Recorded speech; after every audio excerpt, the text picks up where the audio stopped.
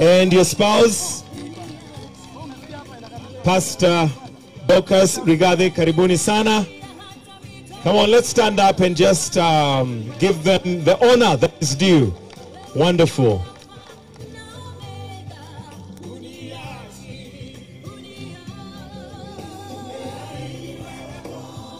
Let us now, who's going to be joining us very, very shortly.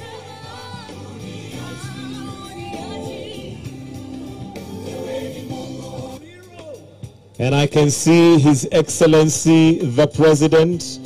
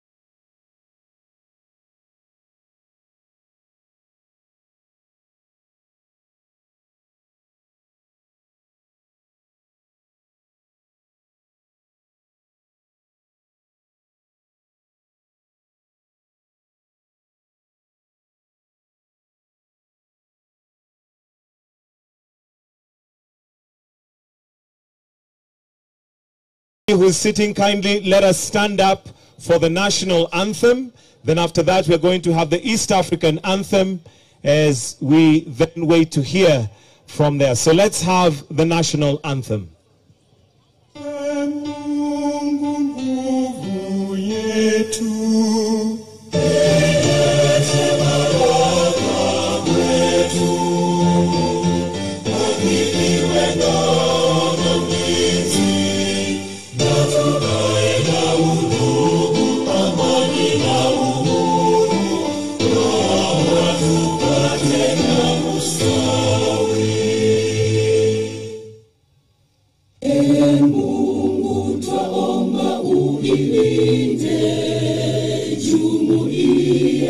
Afrika Mashariki, tuwezeshe kuishi kwa amani, tutimize na malengo yetu.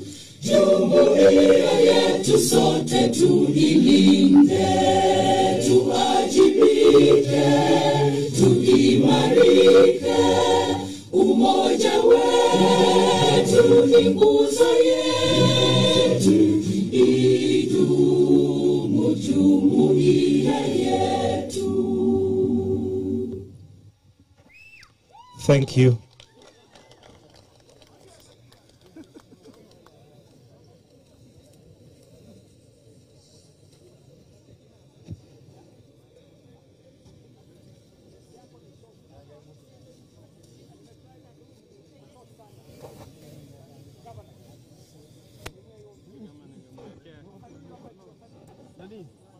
Mutaribu.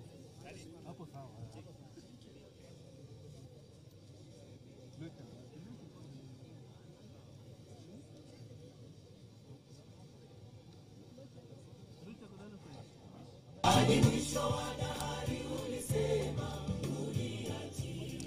All right, we're going to start with a word of prayer, and we're going to ask the spouse of the Deputy President, Pastor Dorcas Rigathi, to lead us in a prayer. Welcome. Let us pray. Our dear Heavenly Father, we stand here to worship and to honor your holy name. You are God all by yourself. We thank you for the great country of Kenya and to every person that came out to vote and exercise their democratic right. Our Lord and our God, we bless you, we honor you, and as we stand here, Jehovah God, to celebrate another milestone where Kenya, Jehovah God, is being lifted up to become a country where God reigns. We worship you and we honor you for the president who have given to us and the deputy president, our Lord, and everyone who has been elected. We pray for the unity of all Kenyans, that we will become one people and one nation. Let the unity of God the Father, the Son, and the Holy Spirit become our national anthem. In Jesus' name we pray. Thank you very much. You may take your seats, those of you that have seats. And we'd like to now call Honorable Eden Dwale to just come and address us. Welcome. Oh, for prayers, sorry. I beg your pardon. Let's pray. In the name of Allah, the most gracious, the most merciful, praise be to Allah, Lord of the world, the most gracious and the most merciful, Master of the day of judgment. It is you we worship, and upon we call for help. Guide us to the straight path, the path of those who are blessed. You have blessed, not of those against whom there is anger, and none of those who are misguided. Amen. Thank you very much. So for now, I'd like us to, those of us who are seated, stand up as we welcome the Deputy President, His Excellency Rigathi Gachagua, to come and to just address us from the podium. Tumpigie makofi tafadhali. It might take getting used to kuzoea hiyo title mpya, lakini zoea.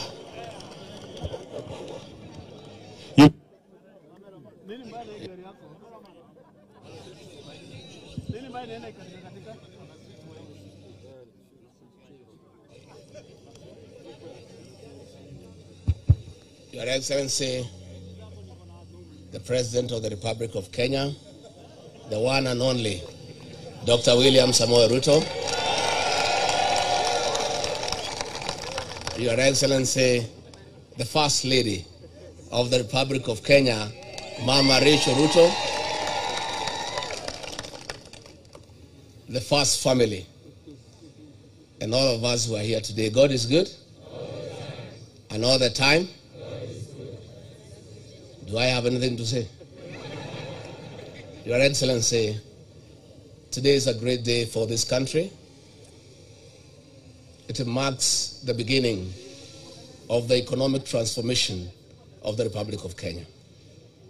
We are here not to say that we have achieved this victory, but to say that this victory was the work of God.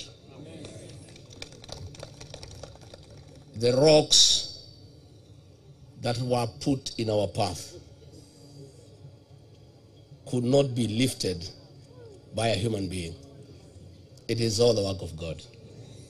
And I must say that we have seen the heart of God all through for the last 4.5 years. It's been a long and tedious journey. Against all the odds, against serious mobilization and weaponization of the state machinery. Today, the son of an ordinary Kenyan whose father and mother are not known is the President of the Republic of Kenya. We thank God. I remember last year, we attended a church function at 7 a.m. somewhere in Kenya. And there was an evangelist from Nigeria, and he tried to explain to us why our outgoing leader had abandoned William Ruto. And he told us not to worry. It was all God's doing, so that when he becomes president, no man can say he made you king. Therefore, we give glory to God, and we thank the people of Kenya for what they have done for their country. This is a great country, and Kenya has no problem. The problem of Kenya is one of leadership. Once you put the right leadership into place, this is a beautiful country with very resourceful and hardworking people. All you need is to create the right environment for the people of Kenya to prevail. And I have no doubt, agreeing with the rest of Kenyans, that the man we have put into office, Dr. William Ruto, is up to the task. So, Your Excellency, mine is with a lot of humility to assure you that myself and the team under you, we shall give you the necessary support so that you can pretend over the transformation of this beautiful country. We shall work day and night, but I must admit that though we may not be able to be as hardworking, to be as zealous, to be as passionate as you are, we'll give it our best shot. And I want to urge all our colleagues in this struggle, those who have been persecuted, those who have wounds, please let this victory heal all our wounds. And let us get to work. We have work to do. We are inheriting a dilapidated country with a 10 trillion public debt. We are inheriting a country with 6 million young people who have no jobs. We are inheriting a country with 14 million Kenyans in CRB. We have work to do. And let nobody cheat you that it is easy.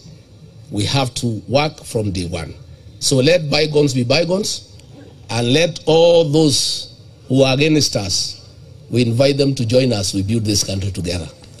We have nothing against anybody because we are Kenyans and we are good people. And all we want is the economic transformation of our beautiful country. Before I invite our president, let me take this opportunity, Your Excellency, if you may allow me, give a word of assurance to the public service. We are aware that your morale is low. We are aware you feel demeaned. We are aware you have become non-productive because of what you have been taken through. I want to assure you on behalf of my boss that our first job is to restore the dignity of the public service. Our first job is to cushion civil servants from harassment by officers in the police force under the guise of fighting corruption. Our work is to protect the civil servants from extortion. Our work is to make sure that we get a working public service to assist us in the management of the affairs of this country. And I have no doubt in my mind that if all of us support Dr. William Ruto and his team, in a year's time, he will restore Kenya to where President Mwai Kibaki left us. It is now I'm the most privileged person to invite a brand new president. So join me in inviting the President of the Republic of Kenya, Dr. William Samoei Ruto, to come and say something.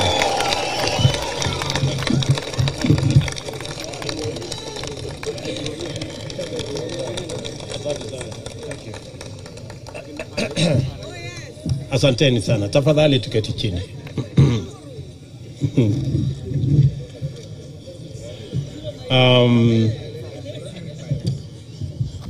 Of course, you agree with me that I am overwhelmed. This is a moment like no other. And let me first take this opportunity to thank the Almighty God. Yes, it is God. I say it is God. Without God, we wouldn't be here. I have gone through many difficult situations, but because of God, we are here today to celebrate that today the people of Kenya have made a choice, and that choice has been confirmed by our judiciary. Let me first and foremost say we are truly grateful as a team, as the Kenya Kwanza team. We are grateful to God because we have come a long journey. We have worked hard. But as the Bible teaches us in Proverbs 20 verse 7, that some trust in chariots and others trust in horses, but we trust.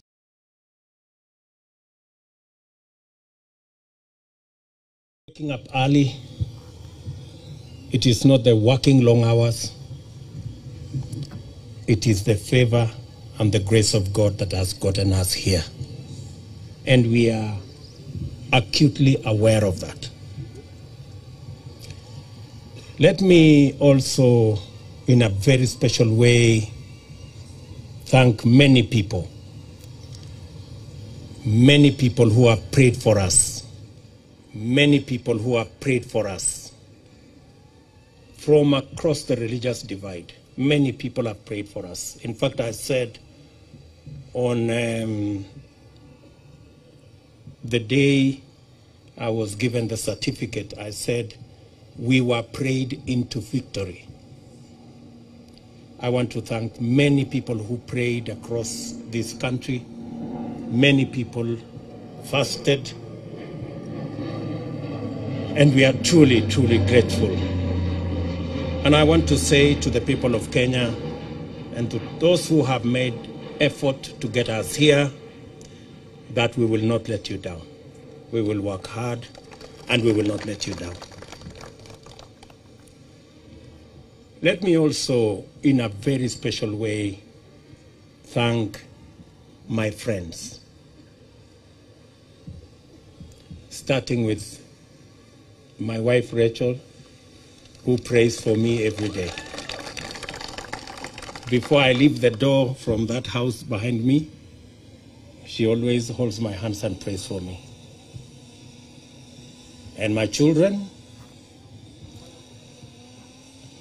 for believing in me and always encouraging me. Very special thanks goes to my friends seated here, the people we started this journey with, under very difficult circumstances. I know many of you have suffered because of being my friends. Many of you have been taken to court. Many of you have been harassed, your children, members of your families. The only crime is that you chose me as a friend. I don't take it for granted that you are my friends. We started with many of you who are formerly members of Jubilee. You know what happened to us. I do not want to say. But we believed in a better Kenya. We believed in a freer, more democratic, more rational Kenya. Along the way, many brothers and sisters joined us from other political parties. I want to also say a very big thank you to them. They gave momentum to our journey. And I want to say asante sana.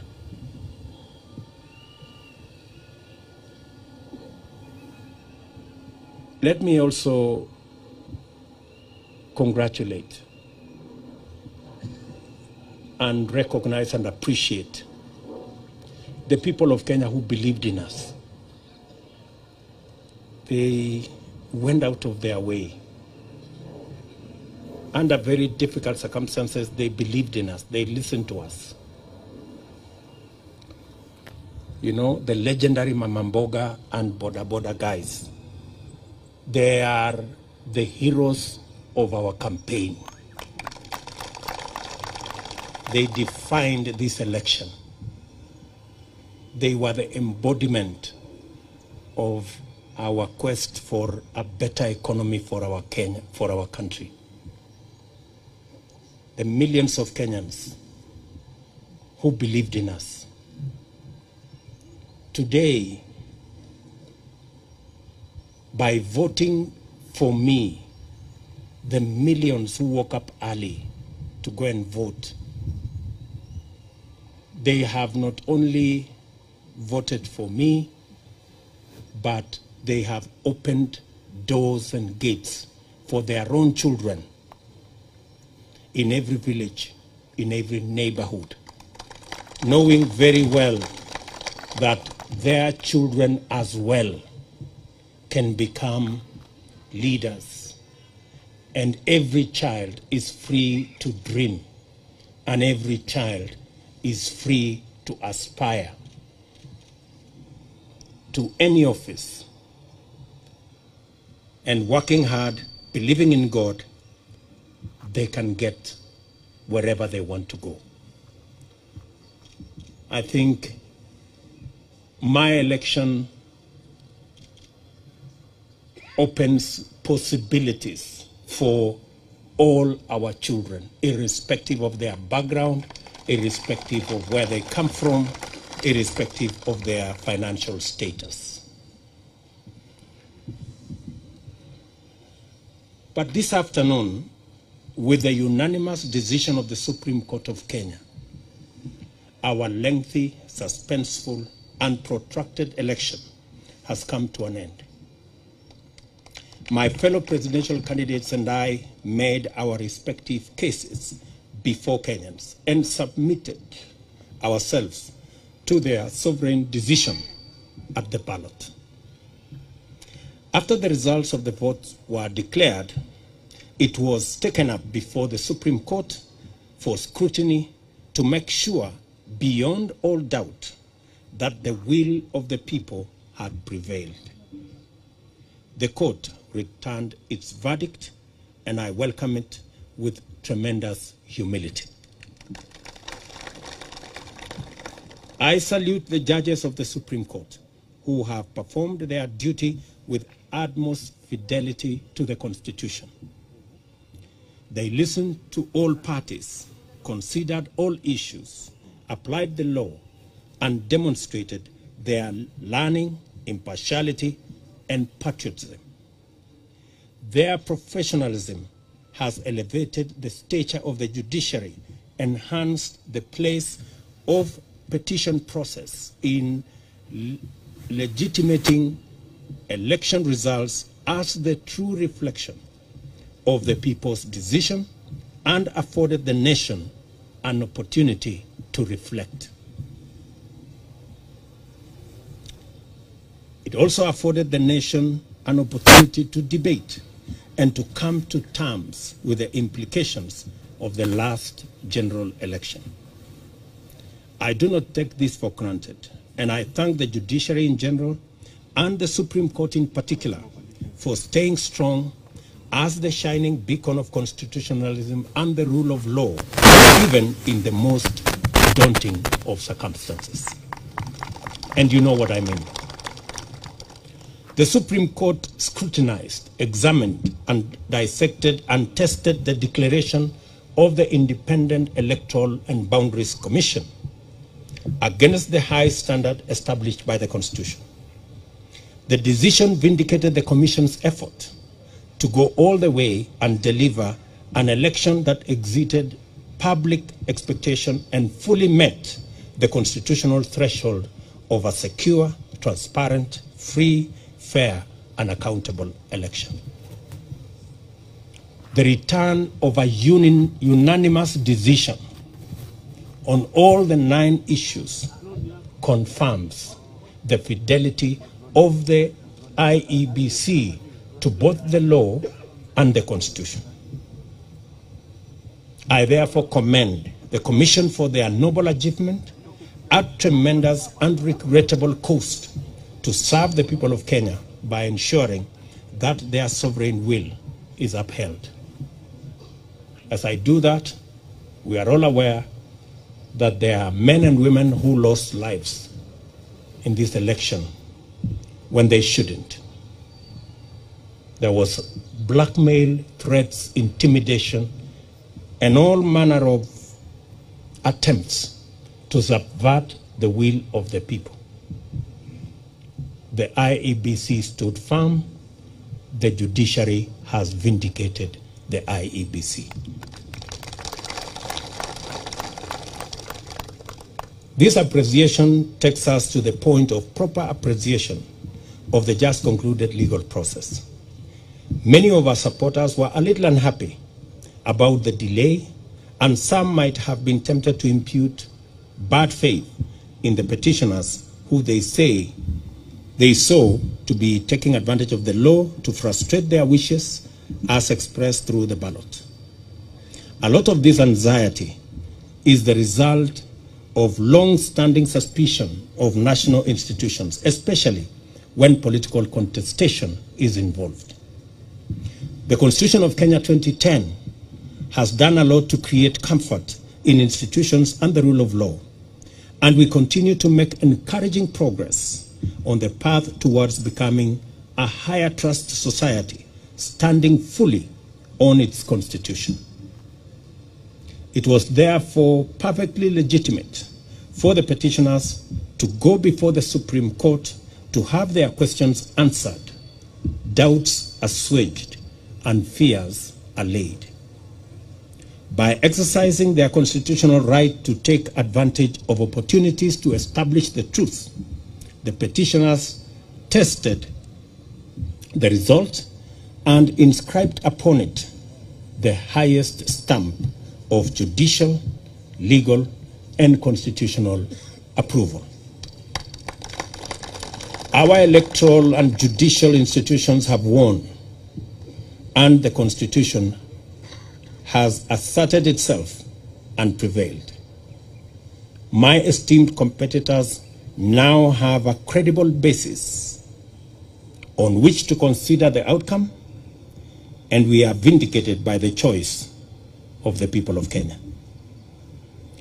The court's decision completes the loop of institutional stewards of the rule of law, entrench our Constitution, and express the sovereign will of the people who have articulated themselves quite eloquently, directly, and through their constitutional institutions. I congratulate all patriotic Kenyans who presented themselves as presidential candidates. It is not an easy decision, and a national campaign is not a walk in the park at best. I want all of you to know that your effort is acknowledged and deeply appreciated. Wahiga Mwaure and Ruth Musheru, George Wajakoya and Justina Wamai, the Honorable Raila Odinga and the Honorable Martha Karua. May the spirit of love for country and selfless service lie long in your hearts, and may Almighty God always remember you. Competitive electoral politics can make and has made our politics an arena utterly devoid of grace. This fills the life of political candidates with loneliness, worry, and exaggerated sense that the stakes are do or die, and elections therefore matters of life and death. It poisons political competition, exterminating the sporting spirit which unites winners and losers by enabling them to access the grace to define their relationship in terms of what they share and not what divides them. Democracy is expected to unite a people, strengthen their society, and improve their institutions, and must not become an acrimonious, fearful, and desperate enterprise. We offered alternative visions and missions and submitted to the sovereign decision of the citizens of Kenya. We are only competitors, not enemies. We vied to unite and strengthen Kenya, not to divide and weaken it. I therefore consider all of my competitors to be my worthy compatriots.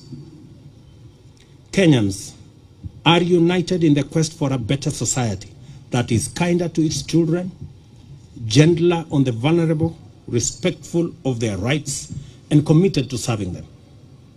Those who voted for me, as well as those who voted for my competitors, want the same thing for themselves and for their children. I honor this aspiration, and I am committed to do and to rise up early, work hard all day, every day, so that we can realize it together. my deputy and I and the Kenya Kwanza team pledge to make Kenya a country of everybody and everyone. My administration shall do justice to all, regardless of their social status, religion, ethnicity, gender, whether they voted at all or whom they voted for. I therefore extend a hand of brotherhood to all my competitors and to all their supporters. We are not enemies, we are Kenyans. Let us unite to make Kenya a nation where everyone shall be proud to call home. My administration will recognize in full the now established tradition of honoring our leaders who have served this nation and shall not in any manner interfere with their privileges and their entitlements in retirement. They are revered elders of our nation who deserve respect at all times. It is now time for us to prepare for the day when we wake up to the momentous duty to serve Kenyans. Let us all reflect on our contribution and look forward to build this country and nation together to achieve the glory of Kenya, express its heritage and splendor, and fill every Kenyan heart with thanksgiving. As I said earlier, the hero of our campaign is the legendary Mama Mboga and Boda Boda. The hero of the election is one Wafula Chebukati and the Independent Electoral and Boundaries Commission. And the hero of our democracy and the rule of law and constitutionalism is our judiciary. We celebrate all Kenyans, and I pledge and commit to work as the Kenya Kwanza team in making sure that we take Kenya to the next level. I will be making a much more comprehensive statement further down the road. I thought I should recognize everybody who has made a contribution towards this success today. As I said, it's not about me and my good brother Gachagua and the leaders who are here. It's about all millions of Kenyans who have made a contribution to us getting where we have. I will shortly be putting a call to my good friend, President Uhuru Kenyatta.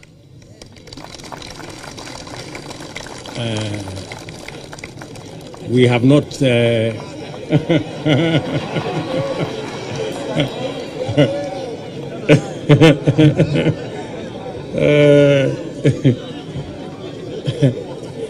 we have not I haven't talked to him in months. But shortly I will be putting a call to him so that we can have a conversation on the process of transition.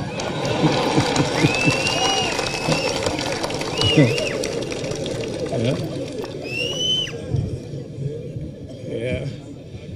I know he worked hard in his in his own way, but the people of Kenya have made a decision, and we have absolutely no issue with the democratic choices of any Kenyan. You remember I said earlier, when I chose to support Uhuru Kenyatta, I did not give him conditions that he must support me. I have made that very clear. So I take no offense at all that he decided to choose and support somebody else. And therefore, we will remain friends as we have been in the context of where we are. And, and we look forward to building on the foundation that's already there in the many issues that I worked with him, and be able to take Kenya to the next level in the many things that we would have wanted to do that we did not do. We are a very responsible people. Government is a continuous enterprise, and we will complete all the projects that have not been completed, as we have said, and we will build on that foundation the programs that we have committed to the people of Kenya, and we will hit the ground running because we are aware of what we need to do. I will also be putting a call to my worthy competitors, beginning with Raila Odinga, my worthy competitor, with his Azimio team, so that we can begin to contextualize how we are going to work together for the people of Kenya. Those of us who will be working from the executive, and the Azimio team who will be working from the opposition.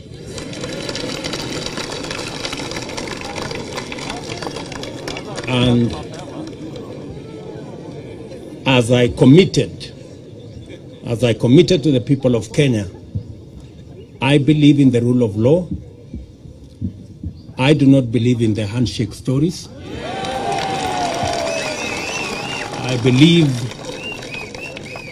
I believe in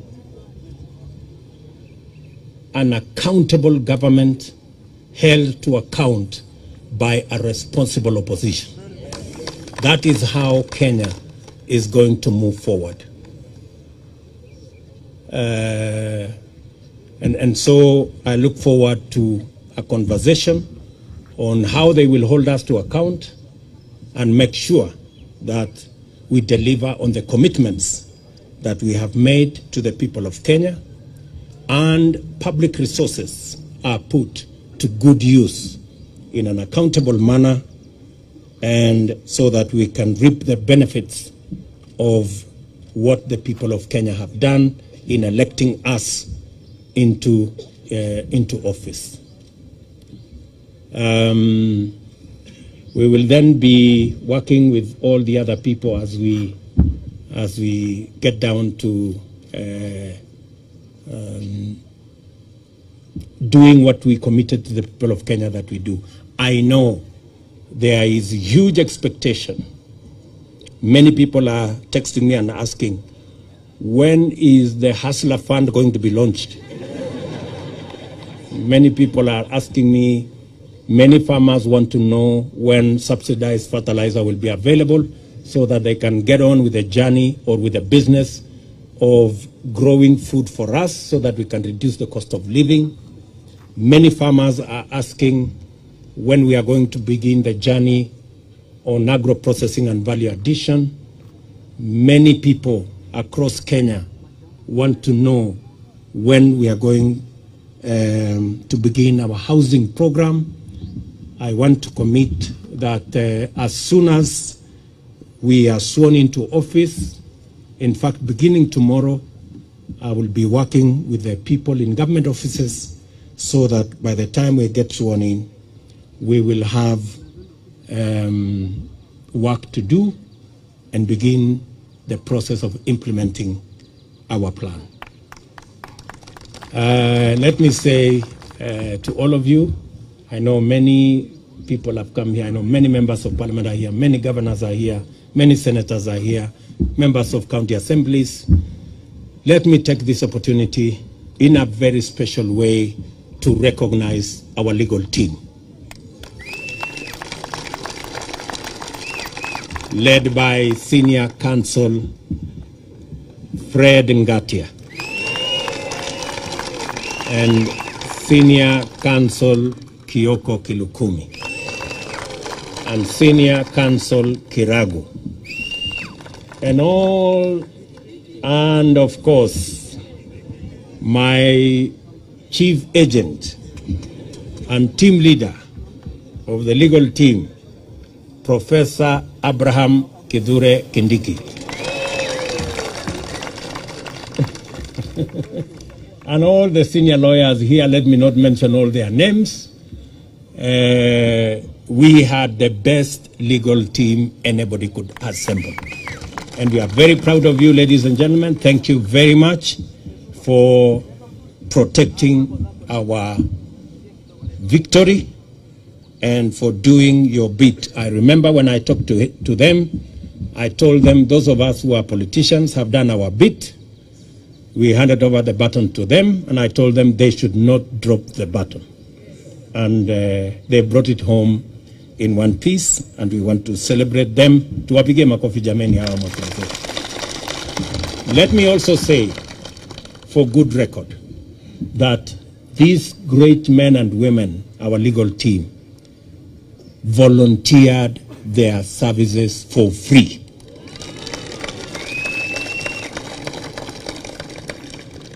It is amazing that they said this is a patriotic duty they are doing for their country.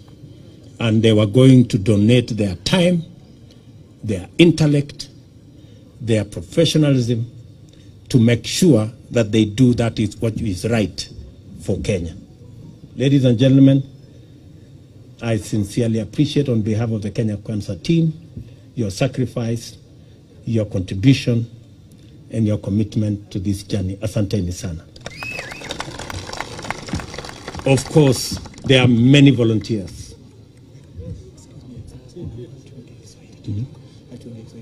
There are many volunteers who came across. There are many people who supported us in many ways. There are many people who contributed merchandise. Many people contributed resources of all types. Merchandise, airtime, equipment, transport, and it was just amazing. We ran a campaign. Many people believed that I was very organized, but I want to tell you, it was it was not me. Everybody made a contribution. That's why the whole thing looked seamless. We didn't have to push nobody to do nothing. Everybody did what they were supposed to do without asking. So I want to say thank you very much to our team. I want to announce that this marks the end of the politics of deceit and the politics of betrayal and the politics of conmanship. It is the end. We want the politics of the Kenya of the future. Every leader must be held to account on what they say, and they must match what they say with what they do. I promise you, ladies and gentlemen, that with the opportunity God has given us, we want to have a country based on the rule of law. As my deputy has said, the criminal justice system will be reserved for fighting criminals and criminality and making sure that public resources are protected and criminals are brought to book. The criminal justice system will never be used again for political reasons.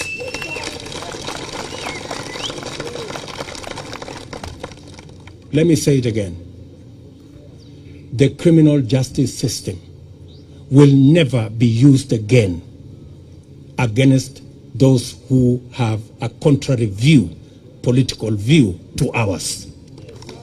I want our competitors to rest assured that though the rest of us have been subjected to threats, blackmail, intimidation, and unnecessary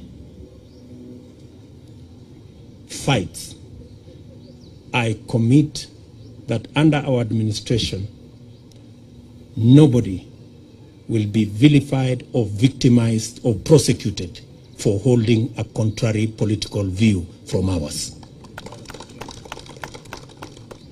This is a democratic country, and we want to remain so.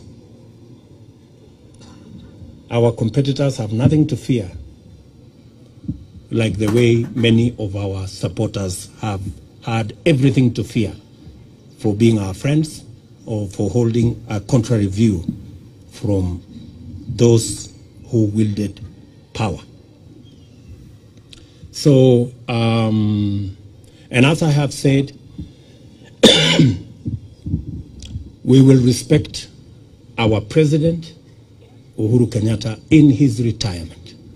We will give him the respect and dignity a former head of state deserves.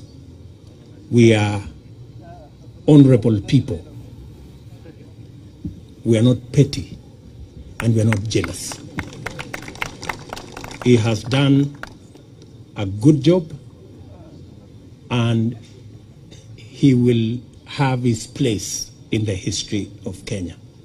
So nobody should peddle any falsehoods or that we harbor anything against the President of Kenya.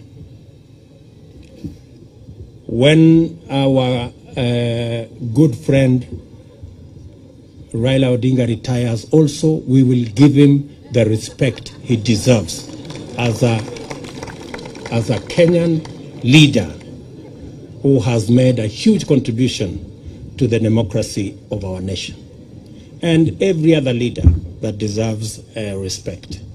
So to all our friends out there, we want to grow a nation. We want to build a society that is based on the rule of law and respect for our elders.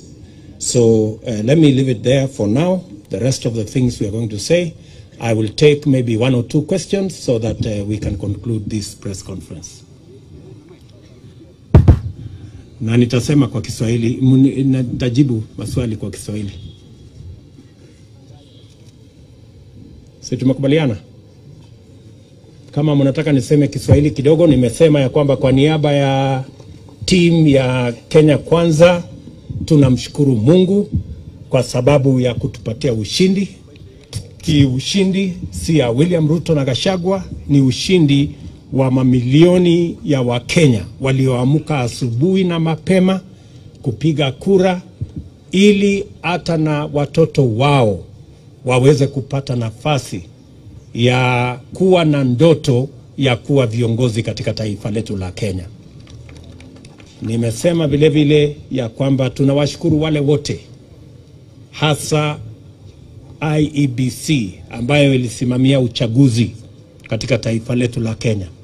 Mbali na changamoto za makomishona ambao waligawanyika pale mwisho, IEBC ilifanya uchaguzi ambao ulikuwa wa huru na haki, na kila Mkenya ametosheka. Ma-MCA wamechaguliwa, wabunge wamechaguliwa, maseneta wamechaguliwa, magavana wamechaguliwa, na leo mahakama ya upeo imeidhinisha uchaguzi wa rais pamoja na naibu wa rais, kumaanisha kwamba IEBC ilifanya kazi ya muhimu.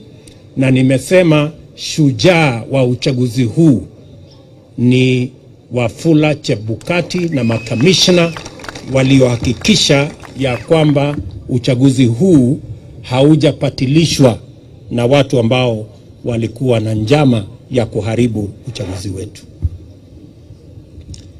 Nimesema vile vile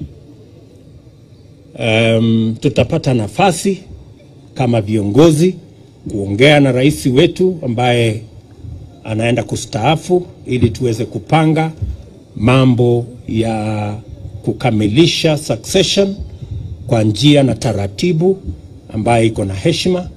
Na nimesema vile vile kama vile tuko na desturi kama taifa, viongozi wetu wote wale ambao ni elders wa taifa letu, viongozi wanaostaafu kama rais, watapata heshima na watapata haki yao katika mahali pa heshima katika taifa letu la Kenya, na hakuna wasiwasi yeyote kwa mtu yeyote kwamba kutatokea na jambo lolote. Yale ambayo yamefanyika, Waswahili wanasema yaliyopita si ndwele.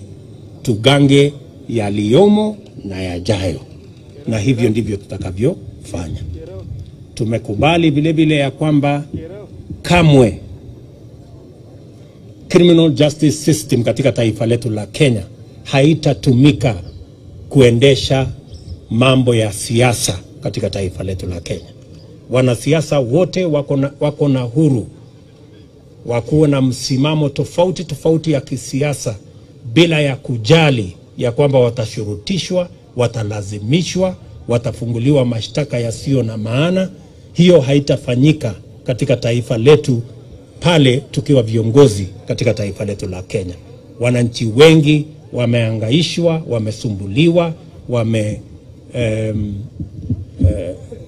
wamefanyiwa mambo mengi kwa sababu ya misimamo yao ya kisiasa. Na tumesema haya mambo tutayakomesha. Tunataka kuwa na nchi ya demokrasia, mahali maoni ya kila mtu ni ya muhimu na hakuna mtu atashurutishwa kuwa na msimamo mmoja ama msimamo mwingine. Any questions, good people? Thank you very much. I don't think you have any questions. Uko na swali ya kusema nini? Sema jina. Thank you so much, Your Excellency. Congratulations on your win. My name is Ibrahim Karanja. I work for NTV. Yes, you have repeatedly said during the time the IEBC declared you as a winner, and even now when the Supreme Court has upheld your win, that you will work your government and with the opposition to the extent that it remains in the opposition. From where you sit, how should Kenyans take then your move of incorporating members of parliament who were elected in what were opposition parties in the election? Thank you so much. Thank you very much. You know, as I have said, there are many people who today are in Azimio, not because they want to be.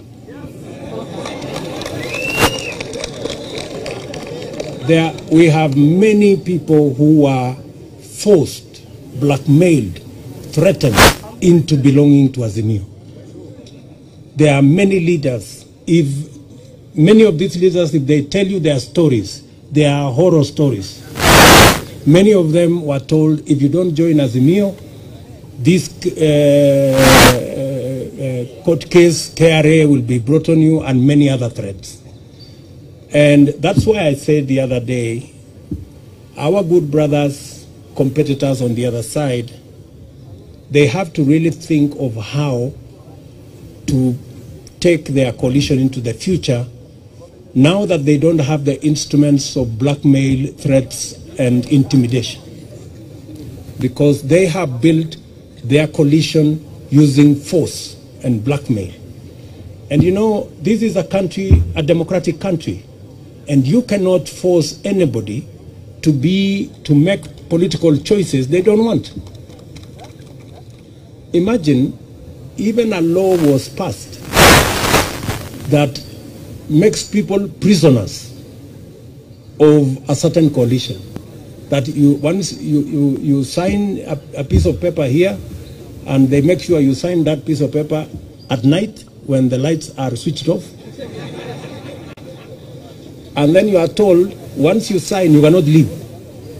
You know, that is not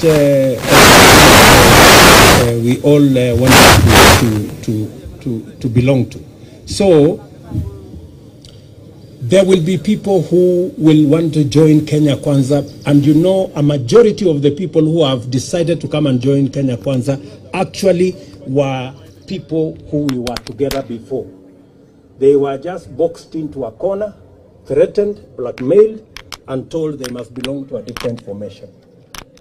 So, because we are a country of free choices, yeah, I want you to know that we will have an opposition in Kenya. There will be no handshake like the one we witnessed before that creates a mongrel of a government where nobody knows where the line is. That one will not happen. But there will be people who will choose because of preference, because, for example, I'm sure maybe you are talking about Ali Roba and his team. Ali Roba and his team are members of Jubilee. We were together. Or Kiraiti Murundi for that matter. These are people who were together. They were just told, you must be here, otherwise X, Y, and Z will happen. Now that we are breathing fresh air and freedom has arrived, they are now, they can now make the choices. Thank you very much. Any other question? Yes, my good friend. Mpatie ule microphone.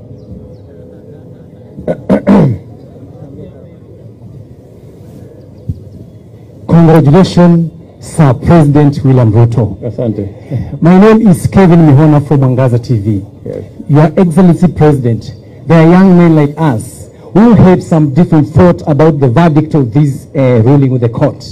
What will be your encouragement to them? They are burning. I've been from the streets of Nairobi and some of them are burning. Kindly tell them a word of hope. Thank you. As I have said, two things. We are a democracy. And in a democracy, the majority have their way, the minority have their say.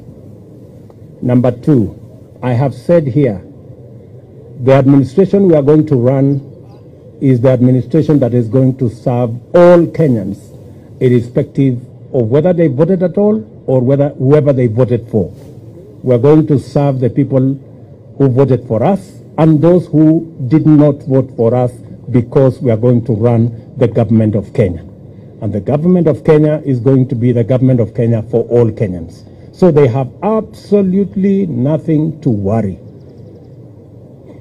Nothing to worry. We are going to serve all Kenyans equally. Yes?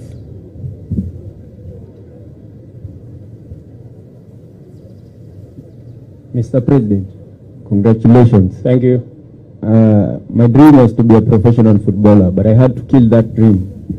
What's your plan now that you're in power in terms of stadium and making sure the football in this country works? Because there are so many dreams out there have been killed because of individual selfish reasons. What's your plan on that one? The same way the people of Kenya have made my dream a citizen from nowhere come true. As I have told you, I will work hard. You have read our manifesto on matters to do with sports, and we will work hard to deliver on our commitment so that people like yourself and many more who have dreams and their dreams stagnated or died because there was no opportunity, that we create that opportunity so that people like yourself or even other people who have aspirations like yours can also attain or make their dreams come true. That's how. That's how. Yes, one last question. Like yourself, yes, or even other people who have aspirations like yours can also attain or make their dreams come true. That's how. That's how. Yes, one last question. Yes, give. Yeah, my name is Ken Jenga Wamboi from Minoro TV. Yes. We understand that from the Constitution, Chapter 9, Article 141, the President shall be sworn in the first Tuesday after 7 days. What is this one thing that you will promise Kenyans that you will deliver within the first 100 days once you assume office? There are many things, Njenga Wamboi. And how is it? And I want to promise you that you will be treated equally like all other Kenyans. I know sometimes people think the people who really fought hard against us that we have a grudges. We don't. We are Democrats. And we will work together. However, your question on the first 100 days, let me not say it today. I will be making a statement on my inauguration, Just be patient kidogo. Sawa bwana Njenga. Asante. One last one. Where are my good friends from Citizen?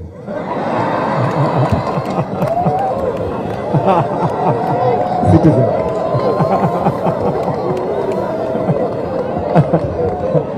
No, it was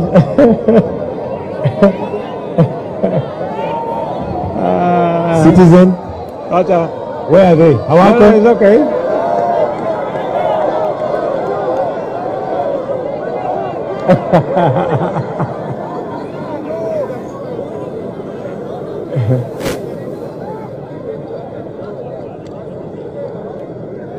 Yes.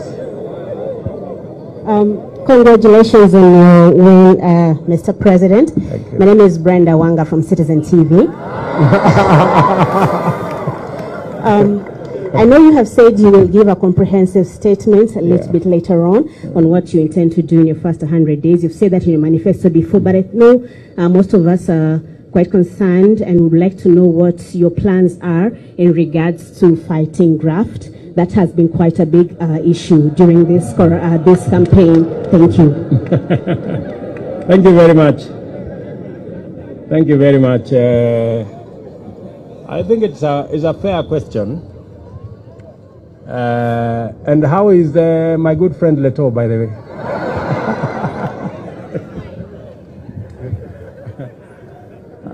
And say hello to Chemutai Goinchi. So, as I have said, I am going to make a comprehensive statement, and I want to promise you that among the things I want to do on the 100 days, one is going to be about tackling corruption. So expect a statement and expect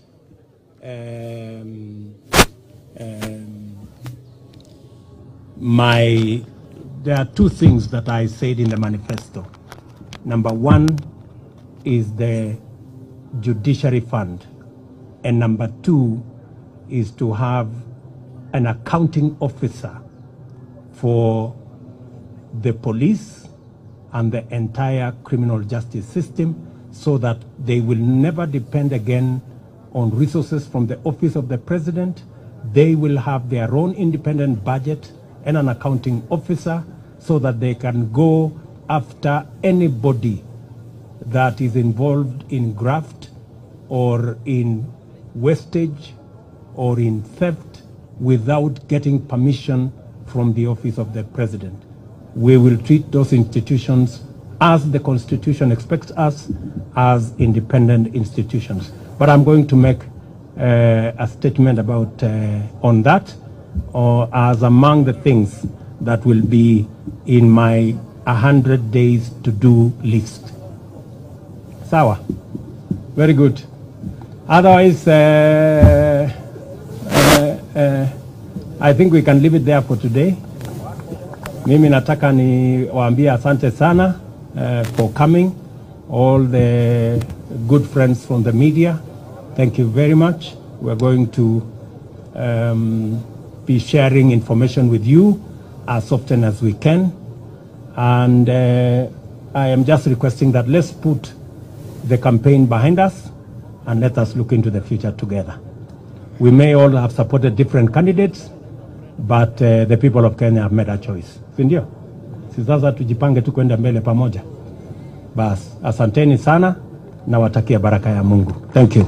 All right, kindly, let's remain seated. Kindly, let's remain seated for a minute. We'd just like to have a few photographs, Your Excellency, with your permission. So, those of you that have seats, kindly just remain seated very quickly. We'll just have photo ops with His Excellency and the Deputy President-elect, followed by another picture with the spouses. Then we shall also have the legal team, followed by members of parliament. So,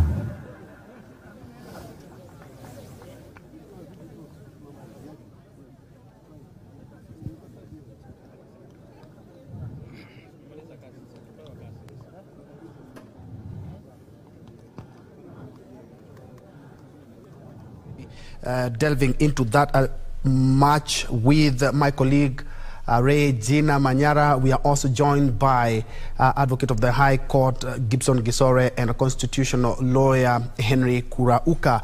Very quickly, some of the things that he has been able to point out. The Deputy President-elect and the spouse to the Deputy President. Wonderful picture right there. Next, we'd like to call the legal team. So we'll ask His Excellency to just step back so that the podium is bigger.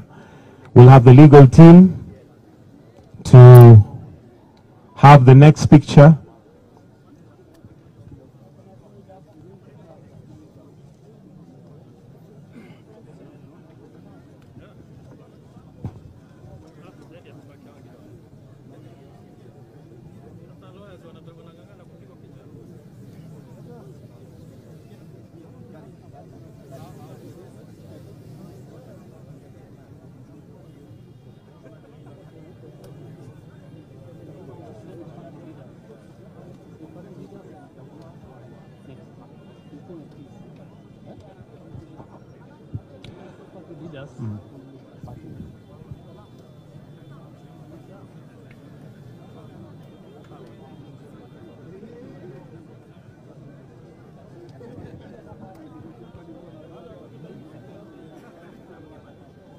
After this, we're going to have party leaders take a picture with His Excellency, the President-elect and the Deputy President-elect.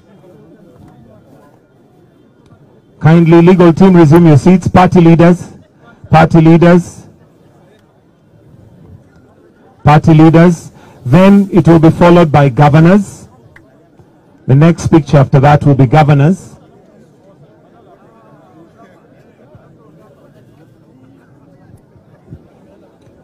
Party leaders followed by governors. So we have party leaders first. Party leaders.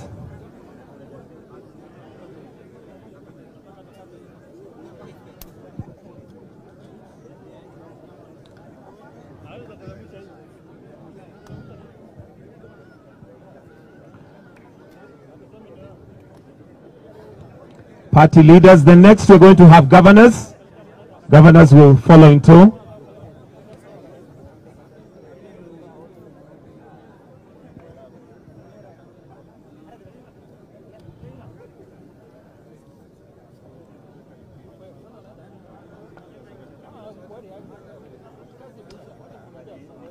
All right, governors to take a picture with His Excellency, the President-elect and the Deputy President-elect.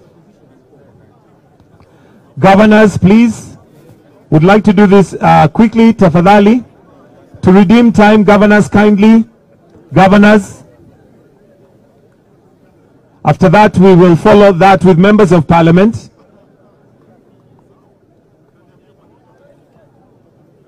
Governors. Let's wait until the picture is taken, tafadhali. Let's wait until the picture is taken. After that, we have members of parliament, but kindly, let's wait until the picture is taken. Tafadhali.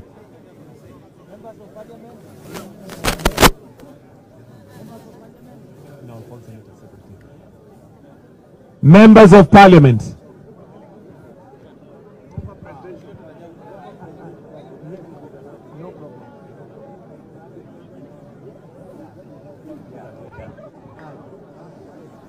Members of parliament. This is members of parliament. County by county. All right, members of parliament, kindly let's have some order. Let's have it county by county. Yeah. Okay. Hebu twende sisi zote hivi, please.